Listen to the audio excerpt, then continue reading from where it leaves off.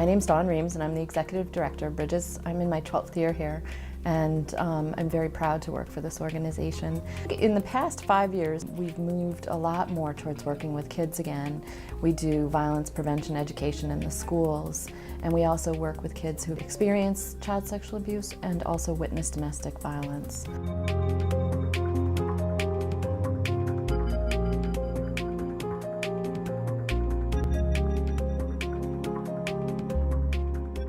I found out about my daughter a year ago, and it came to my attention that her grandfather was under suspicion, and come to find out it wasn't the grandfather, it was my nephew, my 15-year-old nephew.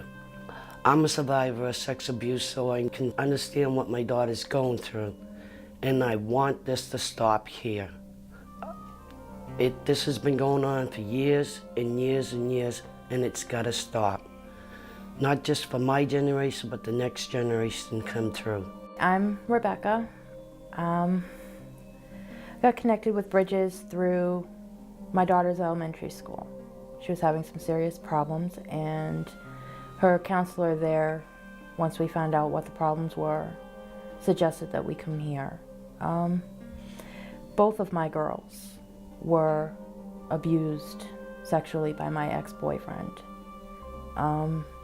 It's been really rough. It's affected family really bad. Me being a survivor, my kids are survivors. It's time for us to break the cycle, and I really think it's going to work through here.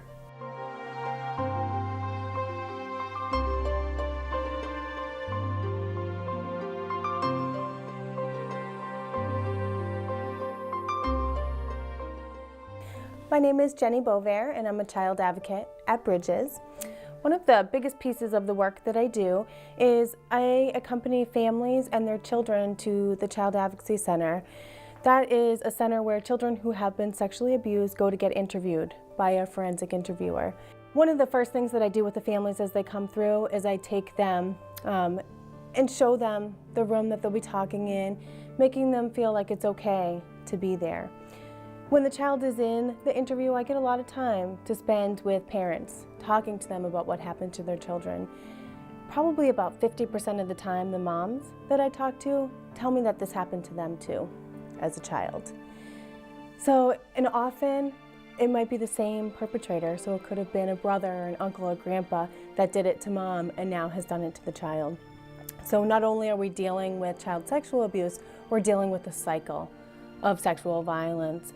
So I end up working with mom on what happened to her as well as what's happening to her child. My name is Cindy, and I went through a very difficult childhood. I was molested, ended up in foster care, and altered my life drastically. What was hard for me is that when I was put into foster care, I used to think in my mind that nobody knew where I was, because I never had any contact with my family. I didn't get Christmas cards or birthday cards, or nobody really contacted me. And I had some huge issues in my head because I didn't do anything wrong, and yet I felt like I was being punished for something that had happened to me. If you sit and talk to people, because I think that it's important to talk about it, it's hard to talk about. I don't know too many people that I talk to, in detail, to this day. I'm in therapy too, and I struggle. Like, it's not allowed for me to say. And if you talk to people, they say, well, if that was my daughter, there'd be no court. I'd kill him. I hear this over and over again, and I think to myself, I was somebody's daughter. I'm Kathy. My story is that I was sexually abused from a very young child, maybe 3 or 4 years old. And it probably started with my grandfather, and then my father, and then my brothers. So it was quite a family affair. All I can remember is being so afraid all the time. Afraid to come home from school.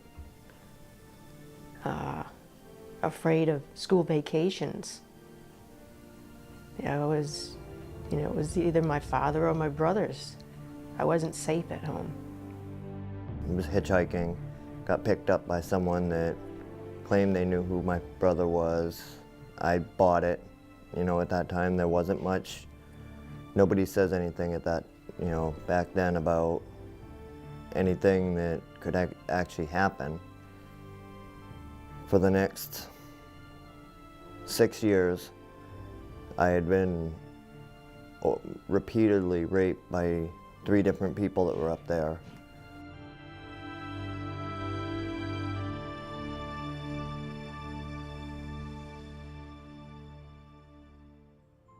He basically would say, a stay-at-home mom is a nothing job, you know, compared to what I do.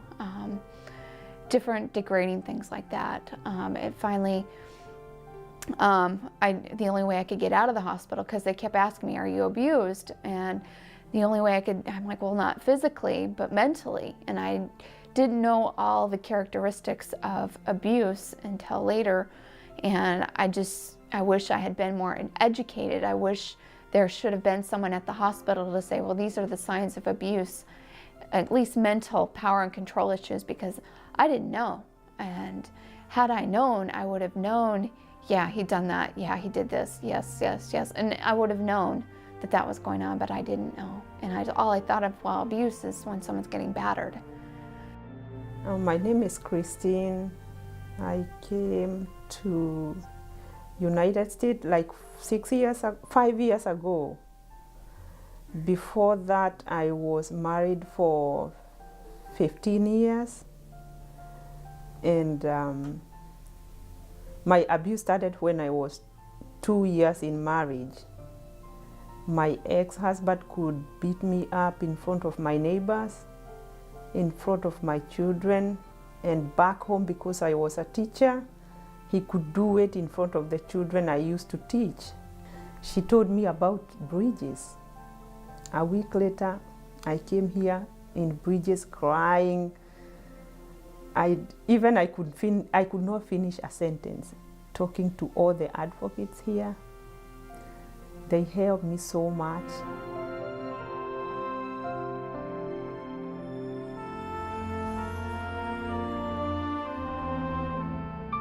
In looking forward for Bridges, the economy is not doing well, and for nonprofits you really struggle, the financial climate, and we're really buckling down and we're focusing on the services that we provide and hopeful to the future to continue to be able to meet that need, but to grow and expand in places that we need to. Places like our emergency housing and our transitional housing. We would love to have the ability to provide shelter to everyone that comes and needs it from us. We would really like to be able to have more staff to be able to do more group work and to do more work with children, intense work. If it wasn't for Bridges, I don't know where I'd take my daughter. But I bring her to Bridges, and here's where she opened up to people. And she made connections. And hopefully, by the connections she's made through here, she will make it through this. Being connected to Bridges has been one of the best experiences for all of us. And that was what's so important about the support group that I go to every week through Bridges. There was nothing wrong with me. It was these sick people that harmed me. It wasn't me. We were brought into Bridges, or told about Bridges by the school. Seth thought it would help our youngest daughter, and it didn't only help her, it helped all 4 of us. I called, and God, I must have stayed on the phone with that poor lady for 2 hours at least, but it was wonderful.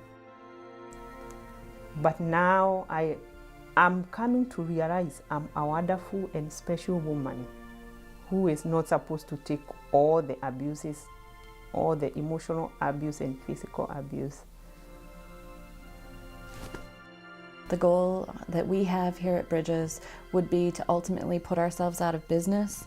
We want to do such a good job that we eliminate violence in our community.